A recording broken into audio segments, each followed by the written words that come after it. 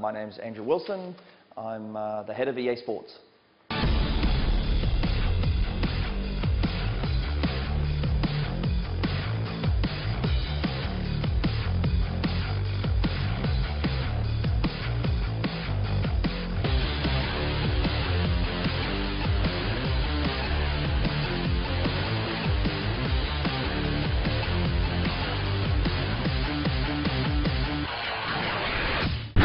EA Sports. It's in the game.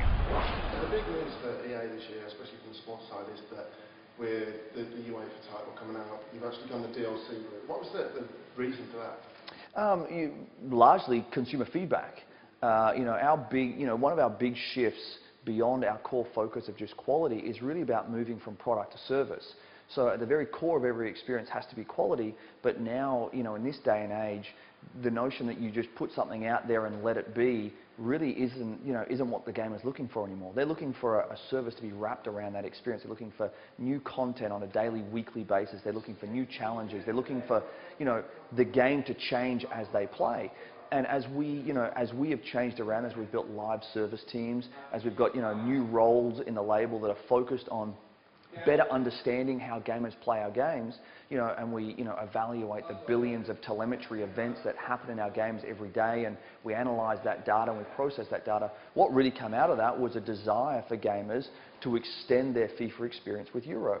And we had, more than 10 million people already playing FIFA, and they were telling us that we really want to play Euro, and we feel like it should be an extension and a service to the game we already have. And so we answered, and it's been very, very well received.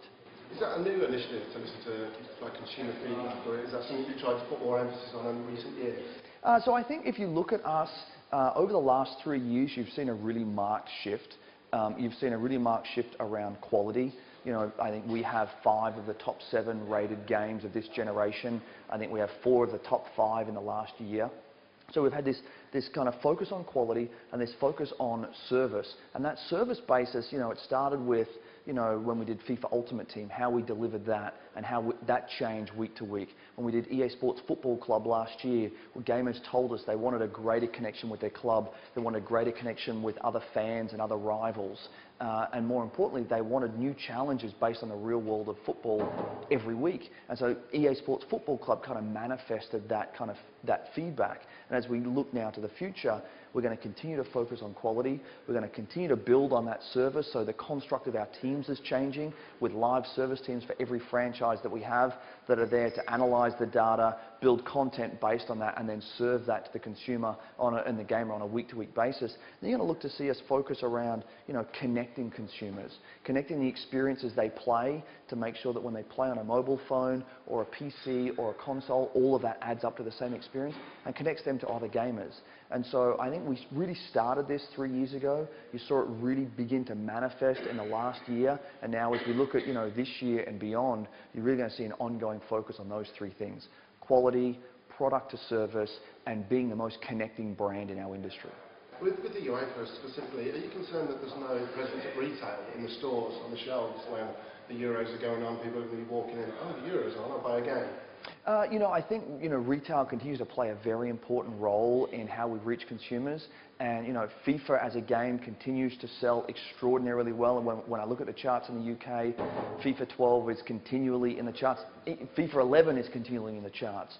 And, and that is largely because of that retail experience that drives that. And I think what we do then is enhance that experience with something like Euro. So with the sports games specifically, you have the yearly iterations. Mm-hmm. I mean, how sustainable in the long term is that model?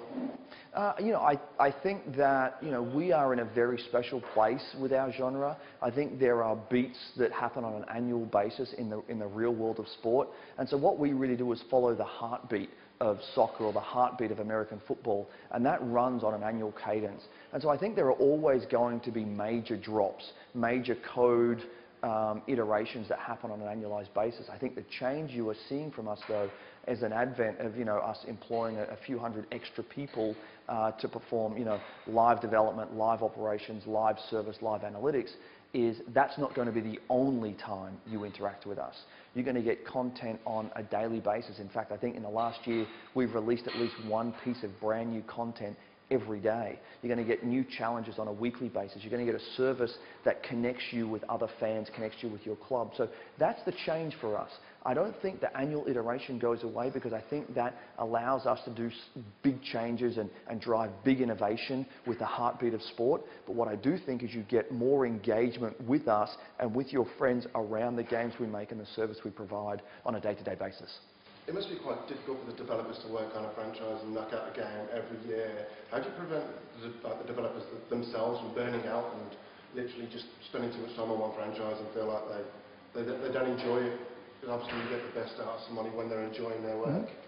So the good news for us is, you know, the passion that people have for sport is probably greater than any other passion they have in their life, other than maybe for their family, which of course is very strong. And so for us, everyone that comes to work on our games has a passion for the games they make. And that carries you a long way in this world, because making games is hard. It's a long and arduous process to build things that are fun and innovative on such a regular basis. But over the years, we've also been innovating in how we build games. And we started building advanced teams. So smaller core teams that start to think about a game 2 years out. We've now added live operations teams and live service teams and live development teams that develop that ongoing content so that everyone isn't always working on this daily grind now. So, you know, people always talked about the annual grind of sports games. We're now having a daily interaction with our consumers. So we're operating at web speed. And that's meant we've changed our construct to do that. It means we've got more people building our games. It means we've got different types of people building our games. But ultimately it means you've got different people doing different things at different times. And I think, and at least what our people tell us is, that's what keeps it fresh. And that's why you continue to see the output of quality. You continue to see us deliver games that are top of the charts. And you continue to see us build services that change the way you play each week. One of the concerns for gamers these days is obviously with there's so much of an emphasis on online play, especially in FIFA and titles like that, the sports games, with the server shutdowns. And with online passes are meant to extend and help alleviate the cost of the servers. I mean, how do you kind of get to the fans and stop them from being so upset about that thing and kind of reassure them? So I think we listen to our fans a great deal. And any server challenges that we have are things that we take very seriously, of course. But here's what I would say is we have 25 million people playing more than 10 million games every day across our portfolio. We have them playing for longer and longer into the cycle than we've ever seen before. We're having record days of online play 6 months after the launch of games. And so what that tells me is what we're doing is absolutely the right thing. And there are always going to be challenges where technology is involved, because that's the nature of the beast.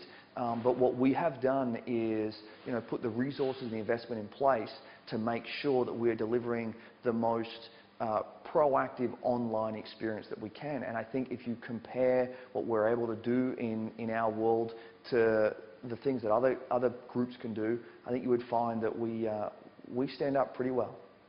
So last year you saw Grand Slam tennis come back into the limelight, as well as FIFA Street with its new kind of reinvention. Yep. How did they do? I mean, from a sales perspective, and were you happy with the quality that came out of the studios? Yeah, you know, absolutely. I think we had a lot of new starts last year, so we brought SSX back. You know, I think it had an 82 Metacritic, so very, very strong Metacritic. It changed the way you play the game, not just online, not just offline, but online. You know, asynchronous play in a sports game was a very new initiative. It was something we were inspired by Facebook to drive, where you could have hundreds of thousands of people playing in a single global event online over a period of time where you no longer had lobbies. You didn't have to line up with other people and wait. It was this whole innovative way to play. So incredibly happy with what they delivered. When I look at FIFA Street, again, the highest rated FIFA Street game we've launched, and a new kind of imagining of that. The old games are always kind of arcade games. This was authentic street football. This was something that the community had asked for. They said, listen, we don't want arcade football. We want authentic street football. We want you to take the power of the FIFA engine and use that to deliver something that we play five-a-side every week. And again, very, very well regarded and very well received. And the stuff we did with tennis as well, you know, I think the team did a fantastic job. So very happy with all our new starts. EA Sports. It's in the game.